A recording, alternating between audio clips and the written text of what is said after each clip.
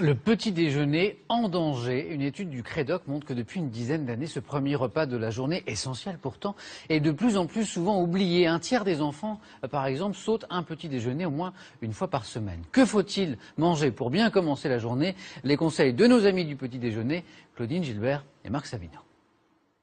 C'est le premier rituel de la journée pour ces petits Parisiens. Qui veut du lait? Moi. Ici, le petit déjeuner se prend à table et en famille. Théophane prend des céréales, sa sœur a des goûts plus variés. Du lait, un croissant et du raisin et du jus de pomme.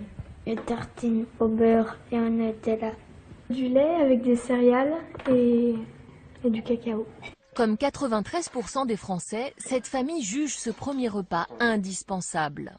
Moi-même, je ne pourrais pas aller travailler sans manger, donc je n'imagine pas qu'ils puissent partir à l'école le ventre vide. Céréales sucrées, jus de fruits, pain de mie industriel se sont banalisés dans la plupart des foyers. Des produits transformés, pourtant à éviter, surtout chez les enfants, selon cet expert en nutrition santé. Le sucre qui est présent là-dedans sous forme cachée, lactose, ainsi que le sucre de ce pain blanc, va créer une hyperglycémie. Il y aura une réaction automatique du pancréas chez cet enfant qui va créer une petite hypoglycémie. À ce moment-là, il s'énerve, il s'agite, il n'écoute pas, il retient que dalle. Donc c'est la catastrophe du petit déjeuner de l'enfant.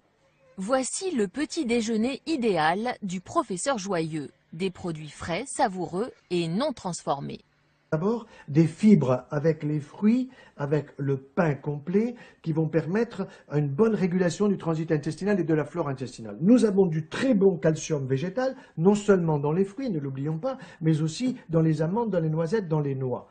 Nous avons aussi du bon sucre avec le miel, nous avons du bon sucre également avec le pain complet et le sucre fructose qui est dans les fruits, et puis nous avons le bon cholestérol dans l'œuf. Nous stimulons la mémoire, nous stimulons le goût, nous stimulons l'odorat. Vraiment, c'est l'idéal pour la santé. Goûteux et nourrissant, ce petit déjeuner permet d'installer de bonnes habitudes alimentaires loin de la malbouffe.